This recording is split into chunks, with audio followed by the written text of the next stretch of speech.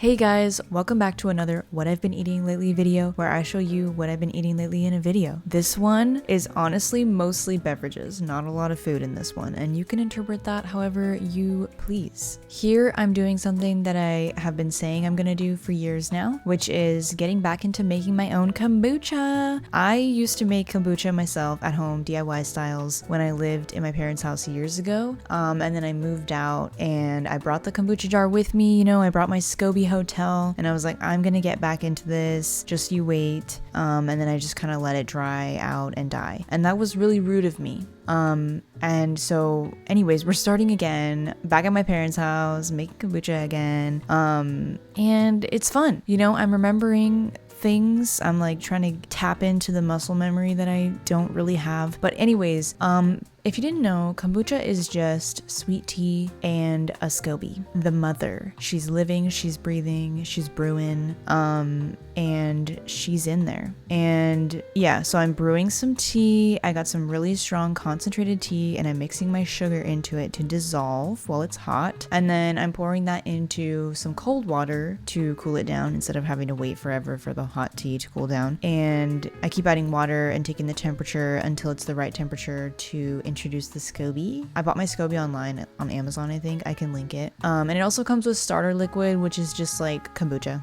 It's basically just like strong kombucha to help you get your kombucha going. And yeah, making kombucha is really easy, honestly. I mean, you have to be like on top of it. You have to like keep it going. You can't just like let it die like I did, haha. And then I'm putting on a coffee filter and a rubber band. I wash the rubber band. Everything that I put in there, I kind of like give it a good rinse or wash, depending on what it is, because I'm just scared of like, I don't know, I just tend to be like very careful when I'm doing kombucha because I don't want to introduce anything into the kombucha that could be bad, so I just like wash everything a lot and rinse everything a lot, and I don't know if that's necessary, but I just get scared. And I took off the lid because I realized I needed to stir it again, and then I put the lid back on and it's going in my room.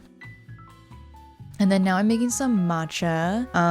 This is a rose matcha because my local boba shop that I love so much does a rose matcha. And one day I was like, I've never tried that before. I should try it. Even if I don't really like it, like I should just find out, And then I loved it. And then I realized I literally have some rose syrup in my room that I never opened, that I've never used. It's probably going bad. And so I should make a rose matcha at home.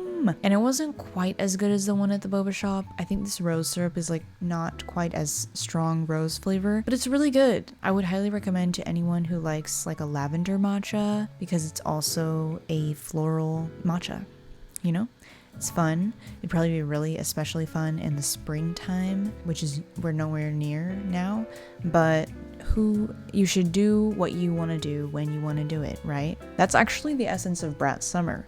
Anyways, yeah, so I made that a lot lately until I ran out of the syrup. Before we get on with the rest of the video, I want to take a quick minute to talk about the sponsor of today's video. My favorite underwear and bra company ever, the only one that I buy from and the only one that I have bought from for years, Parade. For me, Parade balances functionality and comfort with like cute, colorful, fun designs and a variety of choices for whatever you're looking for, They have a good selection of neutrals and skin tones, but also they always have cute little designs and like fun colors, and they switch them up. For my most recent order, I've really been loving this vintage soft scoop bralette. I really like all the products they have in their vintage line. The fabric is so soft and comfortable, especially the underwear. Those are my favorite underwear to sleep in for sure. I also like that it's a little bit like thicker, so it's got good like nipple coverage for me. It makes me really happy to see brands showing off diversity, different body types and body shapes, sizes. I love that you can see a little bit of body hair or stretch marks in the pictures of their models. It makes me sad that like I didn't get to see something like that growing up, but at least I can use my adult money to support companies doing better now. I also really love Parade for their sustainability practices, of course. Specifically, the vintage line that I was saying I love so much is their new cotton fabric, which is made from upcycled cotton and tencel lyocell, which is a fiber from responsibly managed forests. It's also made with 95% less water than traditional cotton and and also antimicrobial. So if you're interested in trying out Parade's products, if you want to treat yourself with some new cute underwear or give yourself a much needed underwear drawer upgrade, I do have a discount code. If you go to yourparade.com/ME40 and use the code ME40, you can get 40% off site-wide. It's a really good deal. I love Parade's deals. Also, thank you to Parade for sponsoring this video. Really appreciate it. And let's get on with the rest of the video. Okay, so if you've watched my videos before, you may be able to guess what I'm making right now.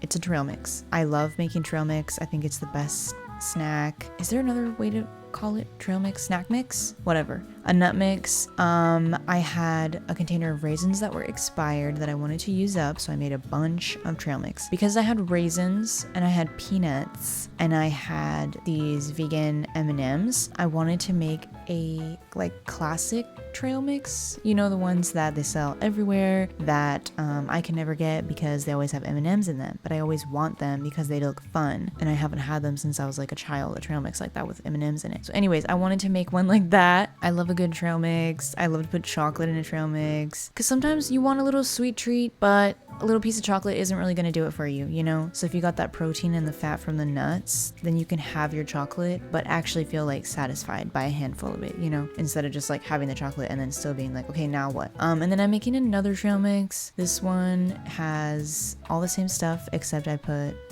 coconut chips in it as well.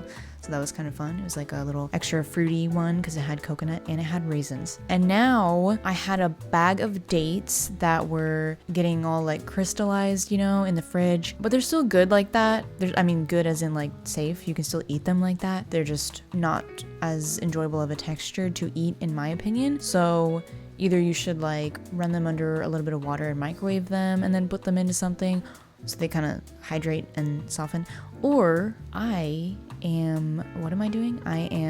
Oh yeah, I got these cupcake liners out and a cupcake tray because I thought I was gonna do like those homemade Reese's cups, but then I changed my mind and then I decided to just do like a chocolate covered date. So that way the dates are covered in chocolate, so you're not noticing like the textural problems, you know? So I took them all out and I took all the pits out and the little crowns. You know what I hate though is when you get like a container of dates and some of the crowns are gone. I don't know why. Like that's just the way they process them or whatever. Like some of the crowns come off and some of them are still there, but then that scares me because it's like I don't know, like I can't look at each date and make sure I got the crown off, because does that make sense? Like I can't be like, okay, crown on this one, crown on this one, crown on this one, because some of them don't have them at all. I don't know if that makes sense. Okay, well I put some walnuts in them and then I covered them in chocolate. Just moved them around in a little mug of chocolate and then I put them in the fridge and they were delightful, like a little date chocolate ball.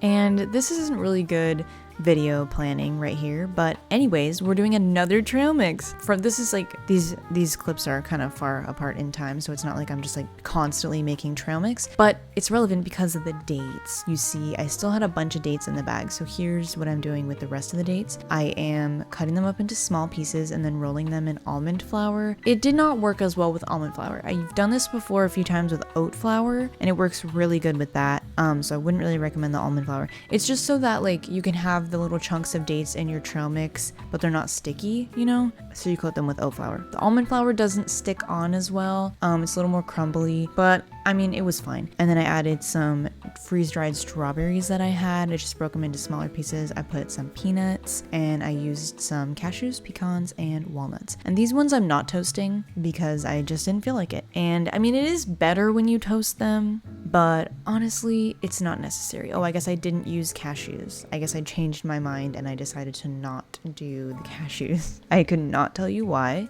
That's for you to decide, I guess. And I'm stirring it up.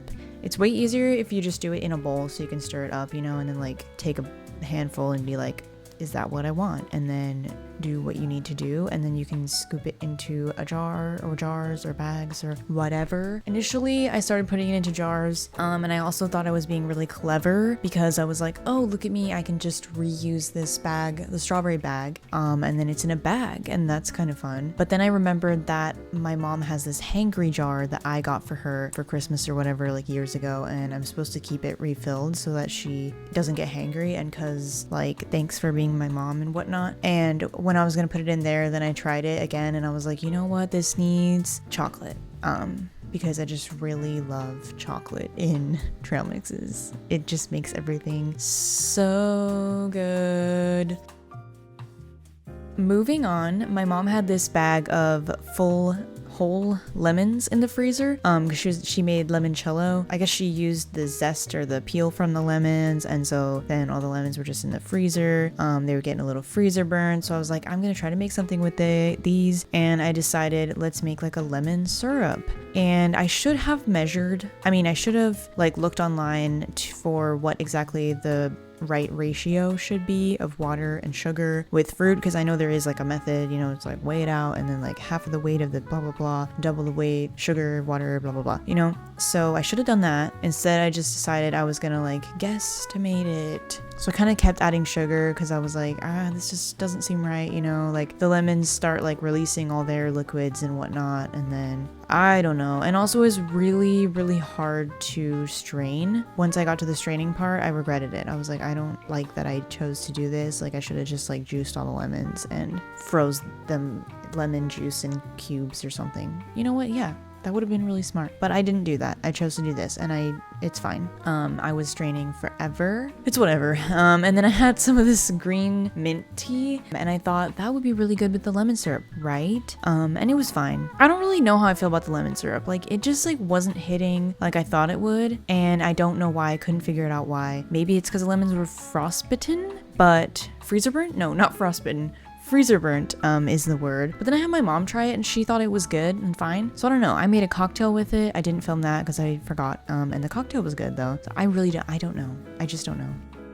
And now we're making a meal with these sweet potatoes that were sprouting like crazy, so they needed to be used, and also had some lentils in my room that I wanted to use up, some brown rice that nobody wants ever because everyone picks white rice over brown rice every time. So I was like, let's make a little healthy, hearty something or other. And I think it was the lack of planning, the lack of inspiration that did it for me here. I was just like, we're gonna be simple, like I'm just gonna throw it all in there and it's gonna be simple, but it's gonna be good. And it was not that good. I had that everything but the leftover seasoning from Trader Joe's that is really good. It's kind of like a Thanksgiving-y vibe. And I was like, okay, if this is the vibe that we're going for, I'm just gonna put a bunch of this seasoning mix in there and that's the vibe. And then I'm gonna just do whatever to match that vibe, And then it just, it's not that it tasted bad, but it was just like boring,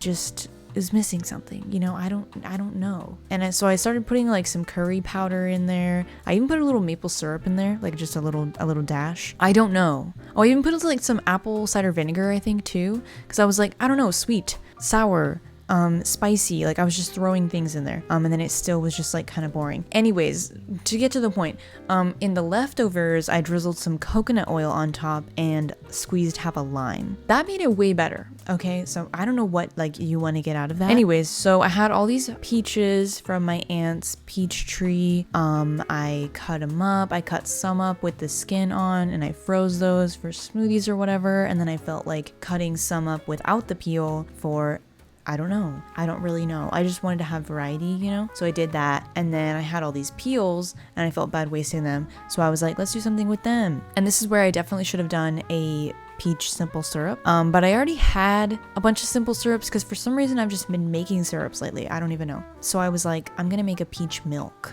a peach infused milk. Ever heard of it? I don't know. I just thought that sounded good. And I was going to make a peach milk matcha. Okay. Actually a peach milk rose matcha, a peach rose matcha latte. One time I had a peach rose black tea milk tea and that was absolutely scrumptious. So I was like, this is gonna be so good, and it was fine. I don't know what it was. Like I thought the milk was just gonna be so delectable, and instead it was just kind of fine. Also, it looked kind of weird. Like the color was a little bit funky, but it was interesting. Surprisingly, I actually liked the matcha without the rose syrup more. With just the peach milk and the matcha, it was kind of like a very simple produce-y flavor. And then when I put the rose in there, it was just kind of maybe too much going on. I'm not really sure. Here, maybe you'll notice that things look a little different. or maybe you won't. But I got one of those canvas lamps, fancy little devices that I've seen on TikTok and whatnot, because I want to do more TikToks, and also kind of want to film with my phone more, because low key though, it sometimes looks better than my camera, which is a little bit infuriating. But yeah, so it has light in it. So this, I'm actually using it too brightly, and I'm realizing that now, but this was the first time I used it. Okay, so just bear with me. But it's really nice to know that I have something like this now. Anyways, I'm making pesto. I had a partial bag of pine nuts that have been sitting in my room for a while. If you didn't know, I keep a bunch of food in my room, which is not really good, but because there's no room for anything here.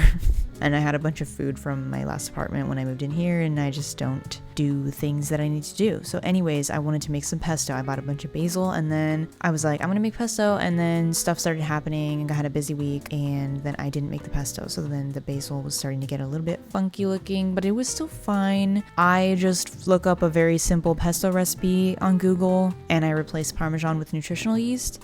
I would suggest, if you're not a huge fan of nutritional yeast, to do like half the amount of Parmesan they call for, and then try it and see if you want to add more. But this was very delicious. I also realized that when I actually read the recipe, it was like, you're supposed to use toasted pine nuts, and I did not feel like toasting them, so I didn't. And I was just like, well, we're just gonna see, you know, because I couldn't remember if the last time I made it, if I used toasted pine nuts or not. So I just did it, and it was delicious, no problems. But next time I'm gonna toast them and see if I can tell the difference. I think I probably will be able to tell the difference.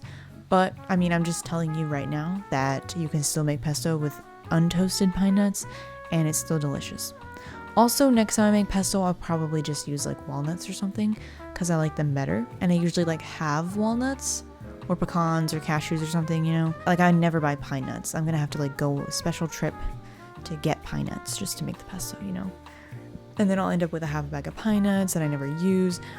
Anyways, here I'm making a little meal with it. I had some chicken nuggets as my protein, and some noodles, and I sauteed a little bit of veggies, and yeah, this was so good. And then I'm making a smoothie. We're having a little bit of a tropical smoothie because we had a baby shower for my cousin Faith. Shout out Faith. And we had some leftover mango and pineapple from the fruit salad. So I've been making smoothies with them, and then with frozen banana, and then spinach and cashew butter. I really love cashew butter in smoothies. It's the best. And I also forgot to add ice. And I just use water usually with my smoothies because I put cashew butter. And so cashew butter plus water equals cashew milk. And yeah, this was a delicious little smoothie. And thank you for watching my video. Really appreciate it. And I hope to see you in the next one. Hopefully I will be in my new apartment. We'll see though, because it hasn't been 100% confirmed yet. Anyways, bye.